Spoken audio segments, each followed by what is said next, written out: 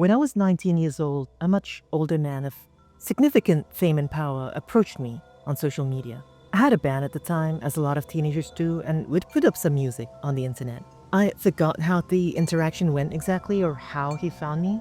But this man told me I was a musical genius and that he'd be willing to help me out if I ever had further aspirations to pursue a musical career. Our songs were terrible. There was one that maybe had a couple of interesting ideas, but every single one of them were horribly executed. But I wouldn't know, right? He was the famous successful man and I was the dumb kid. I was genuinely thrilled to be making his acquaintance. So I gave him my contact and we started chatting. And things got weird. It's 3 a.m. here. I can't sleep. My wife's in the next room. I'm feeling kind of lonely. Got time to talk. I asked about music and what I needed to do, what I needed to practice. He would evade the question every single time. And soon, he would start sending me memes that were low-key porn.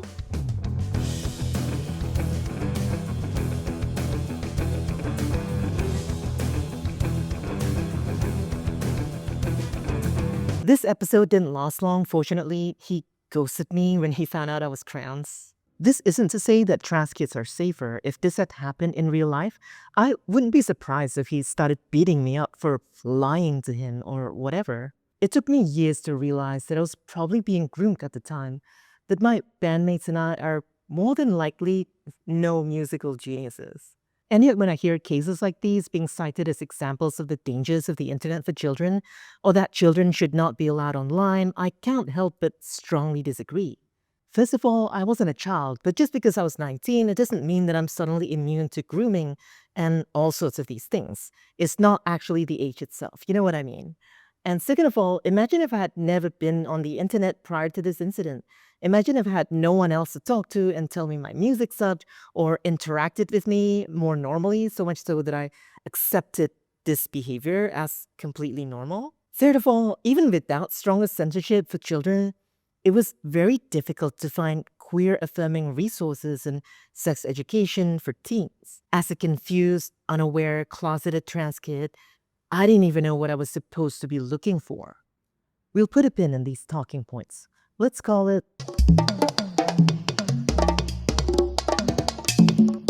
But for now, I want to take you to a time way before this incident, to my childhood, to the moment I watched my first Ghibli film. I spent some years in Australia when I was little, and at the time it was time for Japanese class. Our teacher had decided to put on My Neighbor Totoro, and we all watched it with great excitement. It wasn't an easy watch, at least not as easy as I was used to with children's cartoons at the time. The sick mother plotline was sad, and May's naivety was unique in its own way. But what surprised me the most was how the father responds to his children telling him about this giant forest spirit. He doesn't interrogate his daughters. He doesn't demand proof. He doesn't schedule a meeting with the school counselor. He just believes them. I knew that scene was unusual at the time, though I couldn't put it into words. As a child, I was so used to expecting adults to be non-believers. Isn't the father supposed to laugh at them or shrug them off? I would have expected him to do all of those and to monitor the children to make sure they don't do anything wrong. But no. He accompanies them. He trusts that what they see and feel are real, and he makes himself present for whatever comes next. As I grew older, I thought of what it must be like for children to have adults in your life actually listening to you and believing in you. I was lucky to have parents who weren't the suspicious type, but I knew even back then that it was far from the norm. I didn't know it at the time, but Totoro was my first encounter with a completely different way of seeing children. One that I'd only later understand runs through all of Studio Ghibli's work. Across their films, there's a consistent philosophy. Children are not empty vessels to be filled or threats to be managed. They are sources of hope, courage, and wisdom. There's a nuance of behaviors from the adults as to how they choose to respond to the stories of children, and Ghibli consistently favors one's space and trust, curiosity, and companionship rather than surveillance, discipline, and control. And that was new. I remember when I was a kid, adults always seemed like people who always try and tell children what to do, but never really listen to them or believe in their stories when children try to tell them that something's wrong. And I think that's even more true these days, when it seems like there's a million reasons to never trust children. After all, one wrong move and they could end up. You do not tell me when to sit down! You do not control The Netflix miniseries Adolescence tells the story of a young boy convicted of being a female classmate. Spoilers ahead for the rest of the show, and trigger warning for misogyny, violence, and self-harm.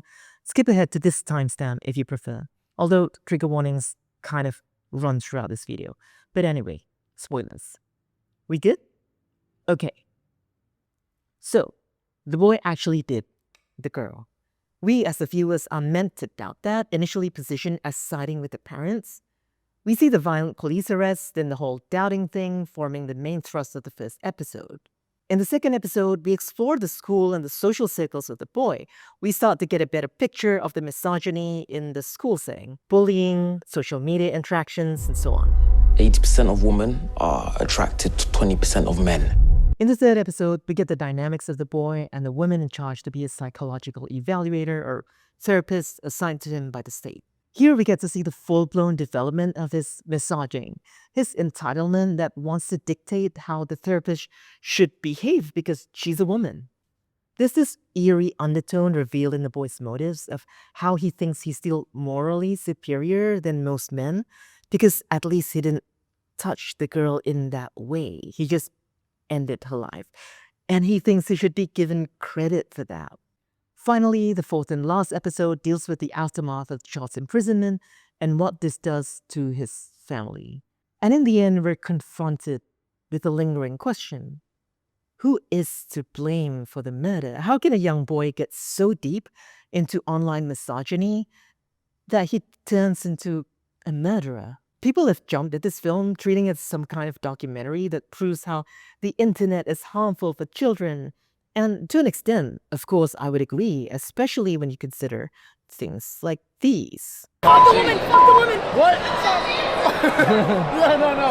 No, wait. We love women. We love women. We love women. But not like transgenders.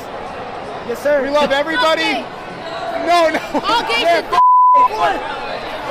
Yeah, merch. Preach. But here's the thing.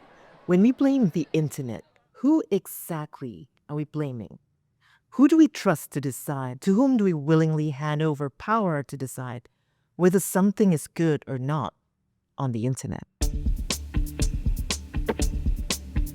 On the 24th of March 2026, Meta was ordered to pay $375 million in civil penalties in New Mexico for failing to protect children from exploitation on Facebook and Instagram, citing that they had allowed predators easy access to young users. Now, let me be very clear. Of course, predators should not have easy access to young users. More guardrails, more transparency in the terms and conditions, more parental control settings, all those are needed. If it's about predators, groomers, anything that might put children in harm's way, it's a clear-cut case, right? Right? Let me be very clear. The LGBTQ agenda in schools is about indoctrination and grooming our children. There's no way I feel comfortable accepting money from this group. We don't have to accept this grant to do it, because like you said before, that's a slippery slope. Now, once again, I'm not debating that children should be kept out of harm's way. I'm not debating that predators and groomers are harmful to children. Of course they are. But I want to point out that any definition of harm presupposes an objective measure of said harm and necessarily hands over moral authority to decide the degree of said harm, followed by the legal and institutional consequences of that authority. So let's put another pin in that and put it on our board.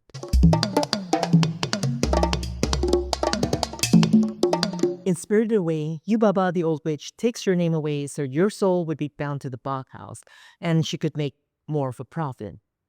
What the government is currently trying to do to the internet is kind of the opposite, to take away your ability to have multiple different names and identities online, but with the exact same goal. So we'd forever be bound to their strict control and they could make more of a profit. It might sound counterintuitive since Meta is losing hundreds of millions of dollars, but once you look at the money trail, they are the ones funding these groups that demand more accountability from them. Now, let's take a look at another lawsuit against Meta, which coincidentally happened the following day. On March 25th, 2026, a jury in LA found Meta and YouTube liable for contributing to a young user's social media addiction. Meta was ordered to pay $4.2 million of the $6 million awarded. Pay attention to the case. Social media addiction. Across the political spectrum, there are people who continue to debate whether or not social media is addictive, mostly exemplified by the well-known quote, "There are only two industries that call their customers users, illegal drugs and software." This video is not about that debate, but let me just clarify my position. Do I think social media is addictive in the clinical sense? No, and I can point to a lot of research with this conclusion. But do I think social media is neutral and incapable of altering human behavior, beliefs, and mental health in any way? Obviously not. So much of my work has been about this exact effect of technology on our desires, sense of self, and being. But here's where we differ. People like social psychologist and Heritage Founder collaborator Jonathan Haidt, for example, chalks up these addictions to something inherent within our psychology. He talks about boys behaving a certain way and girls another way, hence social media being more harmful for What do they girls, do with it? and here's the Games data, and and so porn. on. Girls bully each other by damaging the other girl's social relationships. Someone says, "Oh, well, my daughter's in high school and she's had it," and I say, "How's she doing? Does she have anxiety problems?" The answer is almost always yes. To be clear, I don't necessarily disagree with his more practical suggestions at the end, at least his initial ones a few years ago. Limiting phones for kids and teens, limiting social media usage until they're in high school, not letting teens stay up and lose sleep because of social media notifications. Yeah, they're all pretty reasonable. But this part is where I push back. Okay, girls, here's this beautiful thing in your hand, and here's all these programs where you can damage anyone's social relationships any time of the day or night with deniability from an anonymous account. Go at it, girls. His logic assumes that certain parts of the population are inherently more prone to it than others, and thus requires stricter control. It identifies a vulnerable group as people who would benefit from such control, thus handing over power in the guise of accountability. You may notice that this is the exact line of reasoning that suggests girls shouldn't go out alone at night, and we should increase policing in the streets. Practical in the short term, but completely missing the logic that society itself has perpetuated great culture that endangers women, and that police violence is intricately tied to it. Here's the thing. I agree that social media algorithms are more often than not harmful to vulnerable populations. But not because vulnerable people need protecting. I believe they are harmful because algorithms perpetuate surveillance culture and concentrate power in the hands of a few billionaires who can deliberately push people into polarization or choose to promote certain ideologies more than others. The LGBTQ. Go at it, girls. In Kiki's delivery service, Kiki burns out and loses her magical abilities, only getting it back when she discovers friendship with Ursula and Tombo and lets herself become inspired by them. Imagine Kiki's story being told with the current moral panic. A teenage girl showing symptoms of depression, spending time with an older woman she met in the woods, exchanging letters with a boy her parents don't even know. If I were her parents, would I be worried? Of course. But there's a difference between worry that victimizes Kiki as a vulnerable child in need of control and seeing her as a young person who needs connections. There's a world of difference teenagers experience when you see them as people who need managers and keepers, or people who need trust and a supportive ecosystem. If you agree with Jonathan Haidt that social media is bad and we need more policing, you'd end up promoting more internet censorship, age verification, ID verification, and that children need more control.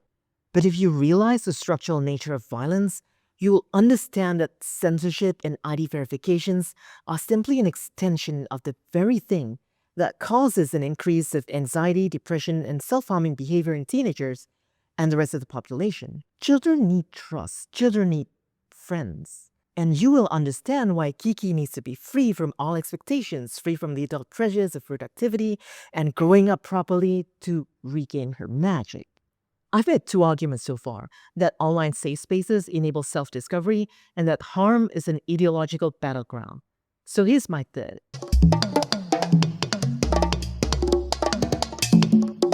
We're not going to pin this one. Instead, we're going to discuss it directly, so let's do that. If I were to oppose ID verification systems, I should at least prove that these kinds of measures risk destroying children's mental health even more, right? Challenge accepted. Remember when everyone protested when Discord attempted to do this whole age verification thing? Now, I suppose you can chalk that up to hysteria, but it's also extremely naive to think that such heightened surveillance is just going to fly. Do you even feel safe when you need to verify your ID every time you use a chat or a community app? Of course not. Surveillance leads to psychological discomfort. It's been studied time and again. Of course, these examples are not online ID verification systems, but there's a clear parallel there, don't you agree? Imagine everyone having visibility to everything you do online just to make sure you're not part of a vulnerable population. The idea alone makes me anxious. I can only imagine what it would do to a teenage girl who still thinks looking up menstrual cups and bra sizes are embarrassing. And we haven't even gone to the discussion of queer inclusive sex education, because God forbid. So here we return to our first argument. Online spaces provide room for self-discovery and learning. With surveillance, this space becomes eroded. And for what? Are we sure that these girls won't get bullied? Jonathan Haidt seems to think so. Go at it, girls. But once again, surveillance has been studied to have the effect of displacing violence instead of preventing them, such as in this study of CCTV cameras in New York City. Anonymous apps, forums, and even physical cliques will pop up. They'll just no longer be visible. And finally, what will this do to teenagers who are most at risk? Queer minors who are now under-resourced and deterred from seeking help. Kids stuck at home with abusive family systems. Teens who are actively avoiding inclusive social media communities for fear of being forced out of the closet and end up spiraling in their own loneliness. In Arriety the Borrower, or The Secret World of Arriety if you're in North America, the titular Arriety is a borrower. Little people who live in your walls and borrow your things. As a borrower, her whole world is built on the premise that she must not be seen by humans. Some humans build dollhouses and leave sugar cubes for the borrowers. Others called pest control companies. It doesn't matter to the borrowers. The best thing humans can do is to leave them alone. Maybe rescue them from crows, but for the most part, leave them alone. Queer kids, trans kids, neurodivergent kids, we know this feeling very well. Putting us in surveillance will only deter us from seeking help and put us in more danger. Once again, we have parallels to this in other marginalized populations. Surveillance deters immigrants from reporting crime, increases intimate partner violence, and the avoidance of healthcare and other crucial facilities. Do we want this for our children? Do you want them to end up feeling so alone? So there's our second argument returning once more. The definition of harm is an ideological battleground.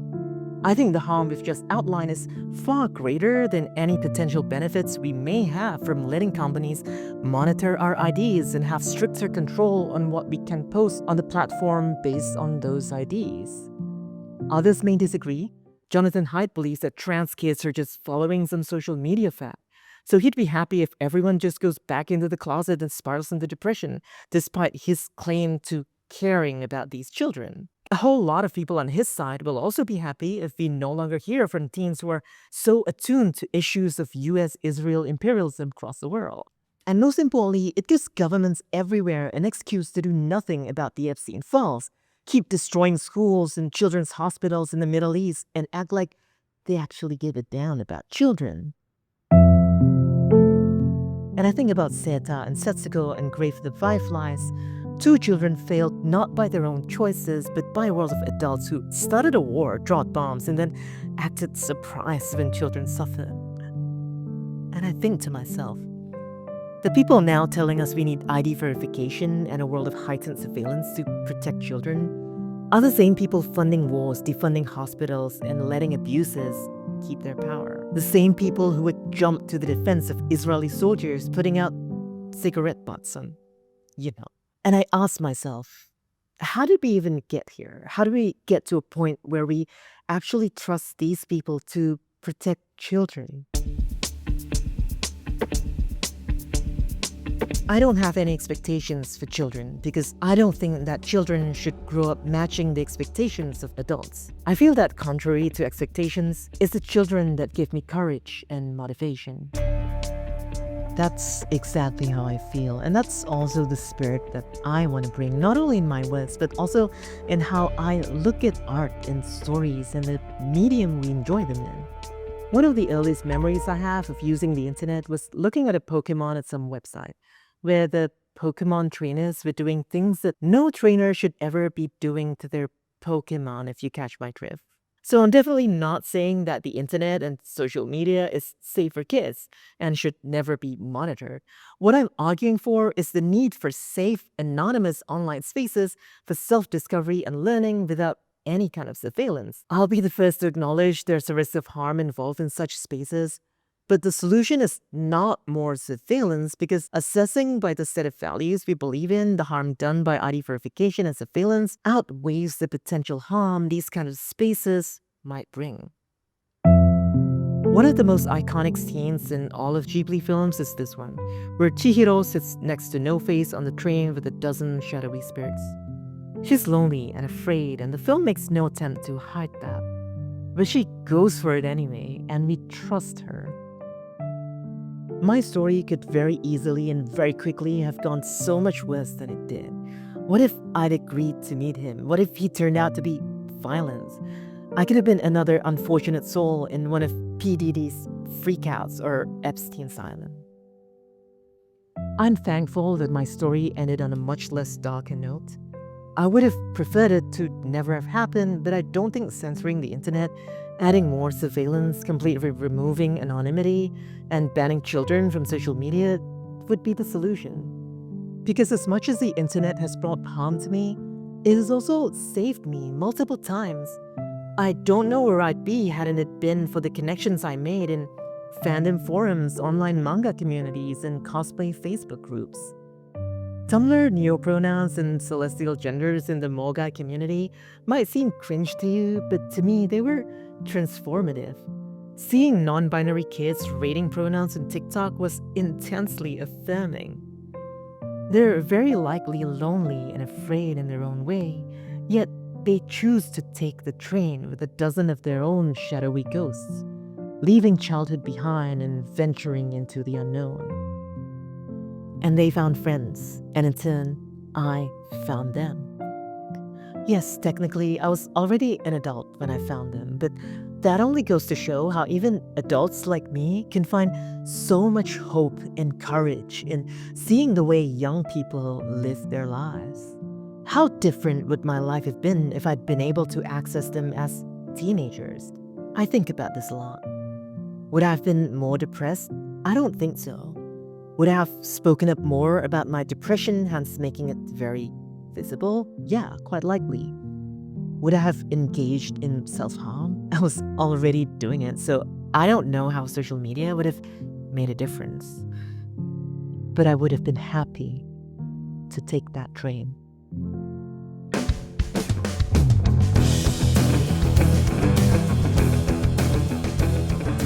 Hey, this is Bonnie Bell. Thank you so much for watching. This isn't a sponsorship, but if you're a parent, teacher, or caretaker of a queer or trans child in Asia, check out rainbowpanda.asia. I have this badge right here. So it's an organization a few friends and I are setting up in Japan, and we're trying to make regular discussions and toolkits to help adults build safe spaces for queer kids. Once again, it's rainbowpanda.asia. Do sign up for the newsletter and join our Discord if this whole thing resonates with you. I'll see you there.